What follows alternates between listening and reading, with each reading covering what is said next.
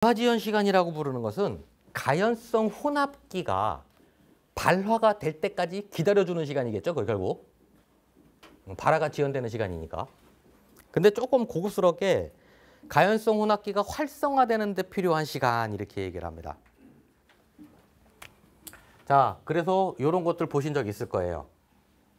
이게 이제 시간의 관점이라고 보면, 여기를 에너지의 관점이라고 보면, 그러면 우리 이런 거 보신 적 있을 거예요. 우리 불이 타는 물질은 탄소와 수소와 황입니다.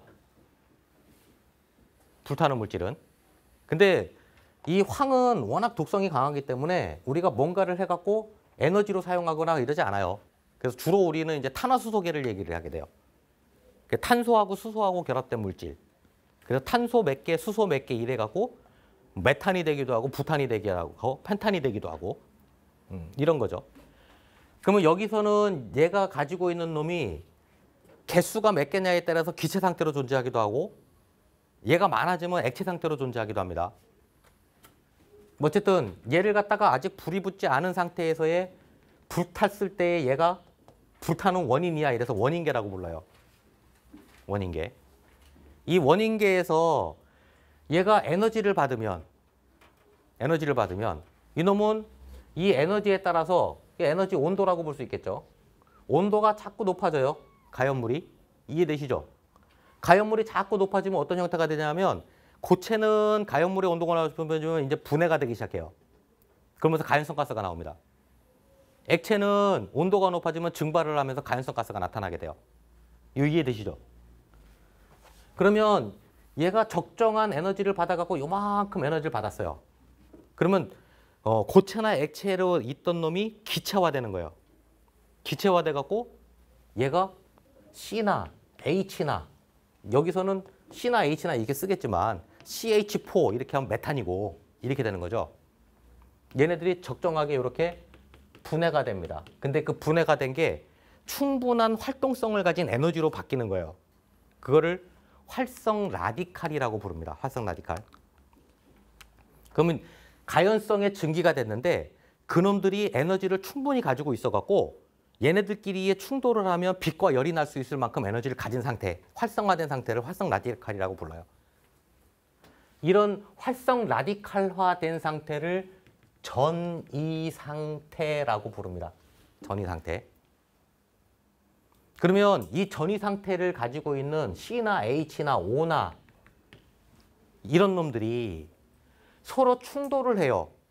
충돌을 하면 내가 가지고 있던 에너지를 갖다가 놓쳐. 이해되시죠? 그러면 밖으로 열하고 빛이 쏟아져 나와요. 그걸 우린 연소라고 부르는 거예요. 그래서 얘네들의 충돌 이론이라고 부르는 이론이 있는데 이 활성 라디칼끼리 서로 정충돌을 해요. 정충돌을 하면 지가 가지고 있던 에너지를 갖다가 밖으로 내놓게 돼요. 그러면 외부, 개 밖에서 봤을 때는 막 불타면서 빛과 열이 나고 있는 거야. 요 이해되세요? 그럼 충돌 빈도가 높으면 높을수록 연소는 빠르다라고 얘기하는 거예요. 그래서 우리가 기체의 연소 속도는 이 아레니우스라는 사람이 만들어낸 식이죠. 충돌의 이 활성 라디칼이 충돌하는 빈도수가 많으면 속도가 빠른 거예요. 연소는.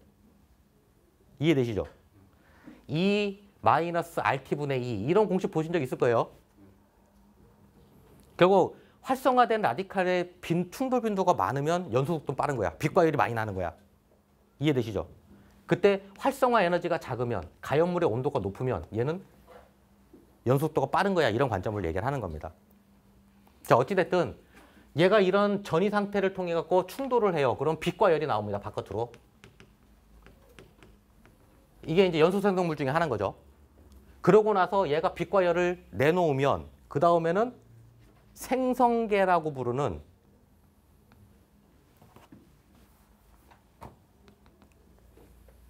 여기 뭐 나오는 거예요? C하고 H하고 가연물이 열받아갖고 그래갖고 주변의 산소하고 같이 반응을 해버린 거예요. 화학 반응. 우리가 연소를 갖다가 화학 반응이라고 부르는 것은 CH5 이런 화학식으로 얘가 표현이 되니까 화학 반응이라고 부르는 거예요. 어쨌든 이런 화학 반응을 통해서 빛과 열이 난 다음에 그 다음에 생성되는 게 C하고 O하고 충돌했더니 CO2가 나온 거고요. 이해되시죠? H하고 O하고 충돌했더니 H2O가 나온 거예요.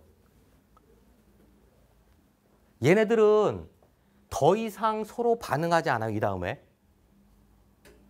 이해되세요? C가 하나 여기다 더 반응을 해갖고 C2O2 이렇게 안 된다는 얘기예요.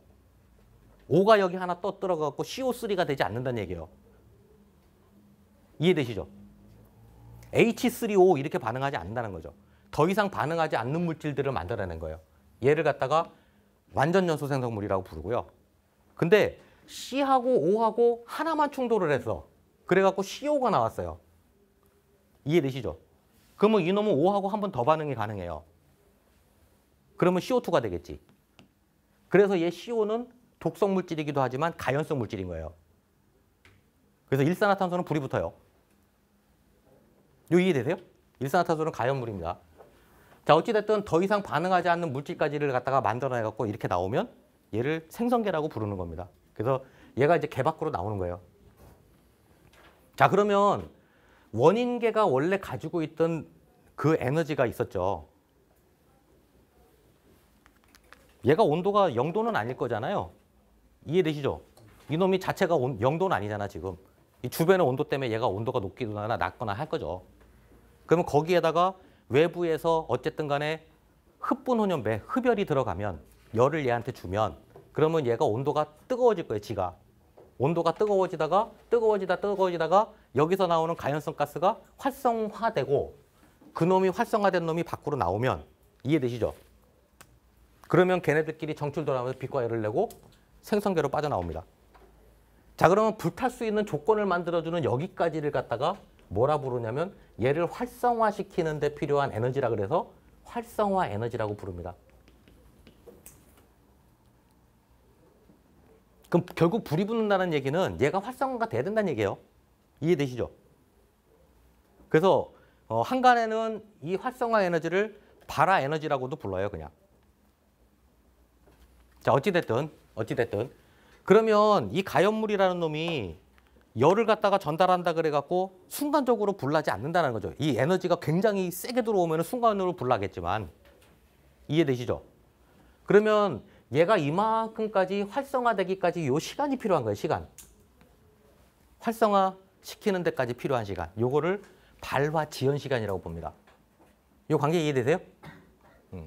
그래서 얘를 발화지연 시간이라고 부르고 그럼 발화지연 시간이라는 놈이 결국에는 뭐 어쨌든 자 그래서 발화지연 시간은 그래서 가연성 혼합 기체가 활성화되는 데 필요한 시간을 얘기를 해요. 자연 발화 온도가 높으면 발화지연 시간은 깁니다. 여기가 발화되는 온도라고 보면 그럼 이해되시죠? 이게 여기가 아니고 여기면 그러면 얘를 활성화시키는 시간은 길어져야 되겠죠, 당연히. 그래서 발화 온도가 높을수록 발화지연 시간은 길어요. 반대로 발화지연 시간이 여기서 발화되라는 시간을 알면 그러면 발화되는 온도가 얘는 어느 정도 되는구나라고도 알 수 있는 거예요. 그래서 발화 온도가 높아지면 높을수록 높은 물질일수록 지연 시간은 길어지게 돼 있습니다. 그래서 관계식을 하나 갖고 있네요. 관계식 보니까 로그 T는 이 발화지연 시간은 결국 RT분의 E 플러스 B 이렇게 얘기를 합니다. 얘는 상수예요. 상수. 상수는 고정값이라는 얘기고요. 얘는 기체 상수입니다. 0.082. 이것도 고정값이에요. 얘가 왜 기체 상수가 들어가냐면 가연성 기체로서 얘가 역할을 하고 있는 거니까. 다만 그러면 활성화 에너지가 낮으면 발화지연 시간은 짧아져요. 빨리 붙는다 이런 얘기입니다. 이해되시죠? 가연물의 온도가 높으면 높을수록 발화지연 시간은 짧아집니다. 이 관계 이해되시겠어요? 얘가 활성화 에너지인데 활성화 에너지가 요만큼이에요. 요만큼. 그럼 이놈보다는 이놈이 빨리 불 붙겠죠. 이 관계 이해되시죠? 얘는 요 온도에서 불 붙을 거잖아요. 요 놈은 이 온도에서 불이 붙을 거고. 활성화 에너지가 작은 놈은 발화되는 지연 시간이 짧습니다. 이해되시죠? 가연물의 온도가 여기가 아니라 여기예요. 그러면 불 붙는 시간은 빨라지겠죠. 이해되세요? 그래서 가연물이 온도가 높으면 발화되는 지연 시간은 짧아지게 되어 있습니다. 이런 관계를 나타내고 있어요. 자, 그래서 우리가 이런 거 얘기하잖아요. 얘네들끼리 반응하는 거를 그래서 빛과 열을 계속 내면서 반응하는 걸 연쇄 반응이라 부르고 이놈들끼리 서로 계속 반응하고 있는 거예요. 그걸 연쇄 반응이라 부르고 그럼 지들끼리 충돌 못하도록 정충돌을 못하도록 뭔가 약품을 써가고 니하고 부딪히기 전에 내가 너 뺏어올게. 이게 라디칼 포착 이론이라고 부르는 연쇄 반응 억제인 거죠. 그래서 연쇄 반응 억제 소화를 얘기를 하는 겁니다. 그럼 연쇄 반응 억제 소화라는 것은 가연물을 냉각시키는 게 아니에요. 이해되세요? 기상에서 불꽃이 막 타고 빛과 열을 내고 충돌하고 있는 거를 갖다가 얘를 뿌림으로써 불꽃을 없애버리는 거야. 그냥 사그러뜨리게. 그걸 연쇄 반응 억제라고 부르는 겁니다. 자, 우리가 어떤 물질을 이렇게 만드는 거를 뭐라 그래요? 정촉매라 그러죠. 정촉매. 그래서 아까 촉매 역할을 하면, 정촉매 역할을 하면 활성화 에너지가 작아지는 역할을 해가고 연소가 되게 잘 된다라는 거예요. 어떤 물질을 섞어갖고 얘를 갖다 이렇게 만들었어. 활성화 에너지를 크게. 이걸 부촉매라 그러죠. 불이 잘 안 타게 만드는 이런 역할을 하게도 만든다 이런 얘기죠. 일반 구획실에서는 정촉매 역할을 해갖고 불을 잘 타게 하는 거는 안 해요. 화학 공정이나 이런 데 일부러 발열을 많이 내야 되는 이런 데서는 촉매제를 집어넣는 거죠. 그래서 정촉매, 부촉매 뭐 이런 얘기들도 하고 있겠죠. 뭐 그런 관점. 그래서 뭐 3번 특징 그랬네요. 발화지연 시간은 발화 온도의 주 영향 요소입니다. 발화지연 시간을 알면 발화 온도를 알 수 있어요. 아까 말씀드린 것처럼 발화지연 시간이 여기야. 그럼 그때 온도는 여기서 불 붙을 수 있겠네. 이렇게 발화 온도도 알 수 있고 반대로 발화 온도를 알면 발화지연 시간도 알 수 있는 거죠. 그래서 발화 온도하고 발화지연 시간의 관계. 발화지연 시간은 이거 공식 그냥 얘기한 겁니다. 발화지연 시간이라고 부르는 것은 활성화 에너지가 작을수록 가연물의 온도가 높을수록 발화지연 시간은 짧아지게 된다.